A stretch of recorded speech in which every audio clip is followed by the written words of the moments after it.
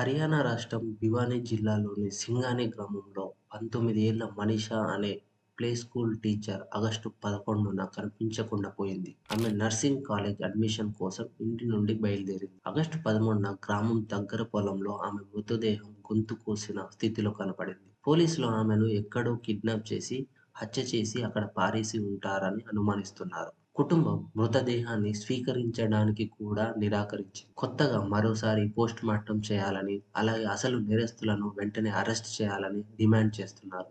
దీంతో అక్కడి ప్రజలు భివానీ, చర్ఖీ దాత్రి ప్రాంతాల్లో ఆందోళనకు దిగారు. ర్యాలీలు, క్యాండిల్ మార్చులు, రోడ్లపై చలో బ్లాక్స్ బంద్‌కు పిలుపులు ఇచ్చారు. ప్రజలు నేరస్తులకు మరణశిక్ష విధించాలని డిమాండ్ చేస్తున్నారు. ప్రభుత్వ చర్యలు చూస్తే హర్యానా సీఎం నవాబ్ సింగ్ సైని వెంటనే చర్యలు తీసుకున్నారు. భివానీ జిల్లా ఎస్పీ మన్‌బీర్ సింగ్‌ను బదిలీ చేసి 5 మంది పోలీస్ అధికారులను సస్పెండ్ చేశారు. కొత్త ఎస్పీ సుమిత్ కుమార్‌ను నియమించి విచారణ బాధ్యత అప్పగించారు. మాజీ సీఎం భూపేందర్ సింగ్ కూడా తీవ్రంగా విమర్శించారు. ఇటు రాజకీయ ప్రతిస్పందన చూస్తే మాజీ సీఎం భూపేందర్ సింగ్ కూడా తీవ్రంగా విమర్శించారు. ఆయన మాట్లాడుతూ హర్యానా మహిళలకు అత్యంత అసురక్షిత రాష్ట్రంగా మారింది. చట్టం, భద్రత పూర్తిగా కుప్పకూలింది అని అన్నారు. వెంటనే నిందితులను పట్టుకొని కఠిన శిక్ష విధించాలని డిమాండ్ చేశారు.